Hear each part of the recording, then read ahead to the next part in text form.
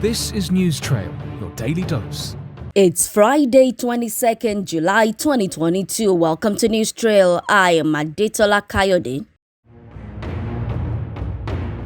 There might be a nationwide ban on motorcycles and mining activities in the country if and when all parties agree to the consideration of the National Security Council as part of its strategy to curbing terrorist activities, checkmating loopholes, and cutting off their sources of funding. The Attorney General of the Federation and Minister of Justice Abubakar Malami revealed the outcome of the Security Council meeting presided over by President Muhammadu Buhari. He said investigations are still ongoing, especially to establish the correlation between mining and motorcycles, which they suspect provide funding for the supply of arms to the terrorists. Meanwhile, the Security Council says it is working on the preliminary reports of the investigation carried out after the recent attack on the Kuje Correctional Center and vowed to prosecute those whose actions or inactions led to the security breach.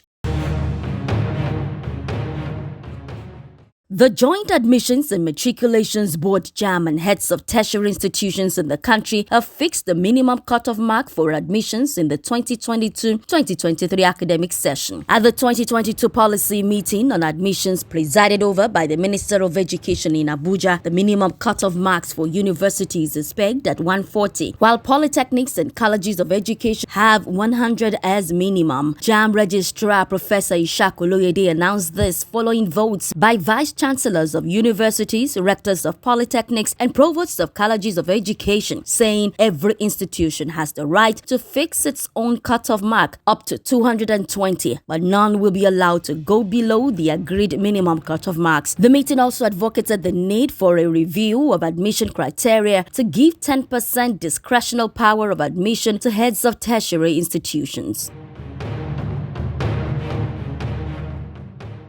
27-year-old Super Falcons striker Asisat Oshoala has become the player with the most African Women's Player of the Year award after clinching this year's African Women's Player of the Year award for the 5th record time. Oshoala will play club football for Barcelona, beat Grace Chanda of Zambia and Ajara Nyoja of Cameroon to the award. She was the only Nigerian nominee to make the 2022 CAF Awards final shortlist. She thanked everyone for their support, dedicating the award to Nigeria's women's national team. It was the second successive Continental Player of the Year award for Sadio Mane, who picked up the men's award after the coronavirus pandemic forced the cancellation of the last two editions. And that's it on News Trail for today. Many thanks for connecting. Please do not forget to like, comment, share, and subscribe to our YouTube channel, News Trail. Have a fantastic weekend.